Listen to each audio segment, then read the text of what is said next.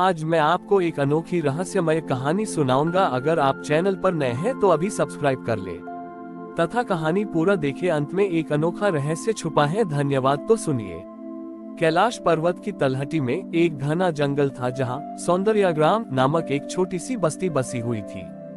इस बस्ती में रहने वाले लोग बाह्य सौंदर्य को ही जीवन का एकमात्र सत्य मानते थे। वे हमेशा पूर्णता, दोषहीनता और बाहरी चमक की तलाश में रहते थे। इसी गांव में तुलिका नाम की एक युवा मूर्तिकार रहती थी। तुलिका बहुत प्रतिभाशाली थी, पर उसे अपनी कलाकृतियों में छोटे से छोटे दोष भी अस्वीकार्य थे। वह अपनी बनाई हुई हर उस मूर्ति को तोड़ देती थी जिसमें उसे जरा भी अपूर्णता नजर आती थी। उसका मानना था कि अपूर्णता संसार का सबसे बड़ा शाप है। तुलिका ने एक दिन महादेव और मां पार्वती की एक युगल प्रतिमा बनाने का संकल्प लिया। उसने वर्षों तक कठोर परिश्रम किया, अपनी छेनी को इतना तेज किया कि वह हवा को भी काट सके। जब प्रतिमा बनकर तैयार हुई तो वह अद्भुत थी। महादेव और पार्वती का प्रेम, उनका तेज, उनका शांत स्वरूप, सब कुछ सजीव लग रहा था। ये तुलिका की सर्वश्रेष्ठ कृति थी। लेकिन जब वह अंतिम स्पर्श दे रही थी तो उसकी छेनी फिसल गई और मां पार्वती के एक हाथ की सबसे छोटी उंगली हल्की सी टूट गई। तुलिका क्रोध से भर गई। उसने चिल्लाकर कहा, धिक्कार है, इतनी मेहनत के बाद भी यह अपूर्ण रह गई। यह मेरे सौंदर्यग्राम के मापदंडों पर खरी नहीं उतरती।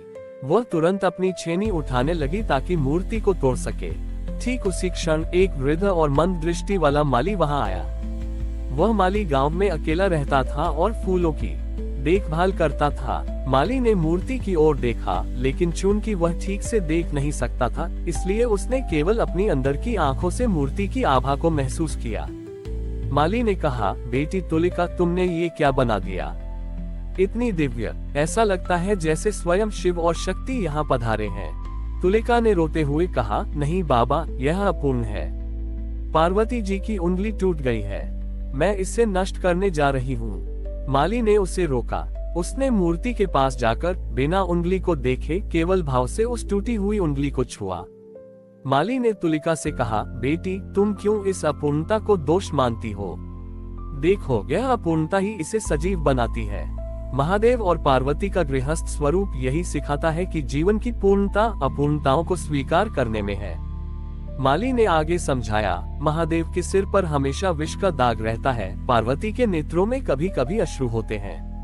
उनके जीवन में भी कष्ट और अपूर्णता है, पर उनका प्रेम उसे पूर्ण करता है। यदि यह प्रतिमा एकदम दोषहीन होती तो तुम इसे केवल कला मानती, लेकिन अब इस टूटी उंगली को देखकर लोग याद रखेंगे कि सच्चा प्रेम और श्रद्धा अपूर्णताओं को स्वीकार करते हैं। माली की बात सुनकर तुलिका को गहरी चोट पहुंची। उसे समझ आया कि वह केवल बाहरी रूप पर ध्यान दे रही थी, आंतरिक सत्य पर नहीं। माली ने धीरे से अपना रूप बदला और वहां स्वयं महादेव और मां पार्वती प्रकट हुए। मां पार्वती अपनी टूटी हुई उंगली वाली प्रतिमा की ओर देखकर कोमलता से मुस्कुराई। उन्होंने तुलिका से कहा, वत्स, संसार की सबसे बड़ी सुंदरता उसकी विभिन्नता और अपूर्णताओं में है। यदि सब कुछ पूर्ण होता तो प्रेम, करुणा और क्षमा की आवश्यकता ही नहीं होती। महादेव ने कहा, तुम्हारा गृहस्थ जीवन भी तभी सफल होगा जब तुम अपने साथी की छोटी छोटी कमियों को उसी प्रेम से स्वीकार करोगी जिस प्रेम से तुमने इस प्रतिमा को बनाया है। अस्वीकृति, रिजेक्शन, दुख लाती है, स्वीकृति, एक्सेप्टेंस, शांति। तुलिका ने उस अपूर्ण प्रतिमा को नहीं तोड़ा। उसने उस टूटी उंगली को एक शिक्षक मानकर उस पर एक छोटा सा कमल उकेर दिया।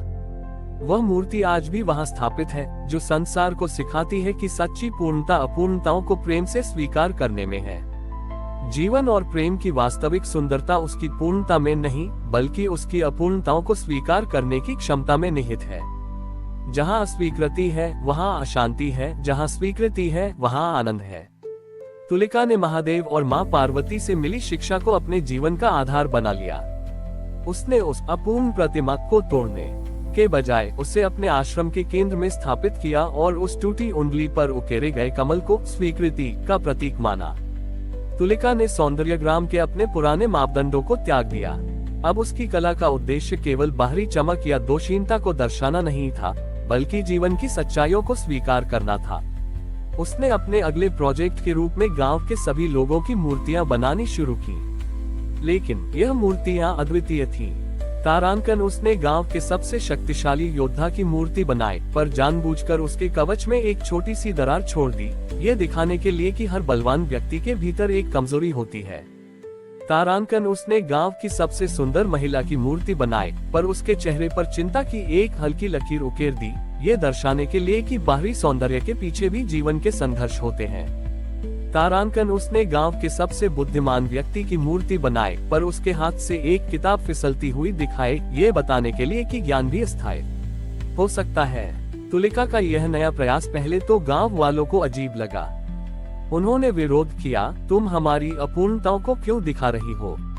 हम तो चाहते थे कि तुम हमारी आदर्श छवि बनाओ। तुलिका ने उन्हें विनम्रता से समझाया, मैं आप सबकी आत्मा की सच्ची सुंदरता दिखा रही हूँ। जब हम अपनी अपूर्णताओं को छिपाते हैं तो हम खुद से झूठ बोलते हैं, लेकिन जब हम उन्हें स्वीकार करते हैं तो हम उन्हें पार करने की शक्ति प्राप्त करते हैं। तुलिका ने उन्हें अपनी अपूर्ण प्रतिमा दिखाई और कहा, इस टूटी उंगली को देखिए। ये हमें सिखाती है कि हम अपनी कमियों को प्यार करें, क्योंकि वही हमें मानव बनाती है। प्रेम का अर्थ केवल अच्छाई को स्वीकारना नहीं है, बल्कि कमी के साथ भी प्रेम करना है। यही महादेव और पार्वती का गृहस्थ धर्म है। धीरे धीरे सौंदर्यग्राम के लोगों को ये बात समझ आने लगी। जब उन्होंने अपनी अपूर्णताओं को स्वीकार किया तो उनके आपसी रिश्ते सुधरने लगे। पति पत्नी एक दूसरे की छोटी छोटी कमियों पर झगड़ना बंद कर दिए। दोस्तों ने एक दूसरे के दोषों पर कटाक्ष करना छोड़ दिया। गांव में एक अभूतपूर्व शांति और सहजता स्थापित हो गई। गांव का नाम अब सौंदर्यग्राम से बदलकर स्वीकृतिपुर हो गया, जहां हर कोई अपने दोषों के साथ भी प्रेम और सम्मान पाता था। तुलिका ने अंततः महादेव के इस पाठ को संसार भर में फैला दिया। जीवन की कला केवल सुंदरता की रचना नहीं है, बल्कि जीवन की वास्तविकता को सहर्ष स्वीकार करने में है। और यही स्वीकार्यता ही सच्ची पूर्णता है। सच्चा प्रेम, कला और शांति तभी प्राप्त होती है जब हम न केवल दूसरों की, बल्कि स्वयं अपनी अपूर्णताओं को बड़ी ही विनम्रता और करुणा के साथ स्वीकार करते हैं। हमारी और भी आध्यात्मिक एवं अनोखी कहानियां देखने के लिए हमारे चैनल पर जाएं तथा धार्मिक एवं पौराणिक अनोखी कहानियां हमारे चैनल पर है। कृपया जाके देखें तथा हमारे चैनल को सब्सक्राइब करके रखें और वीडियो लाइक जरूर करें। धन्यवाद।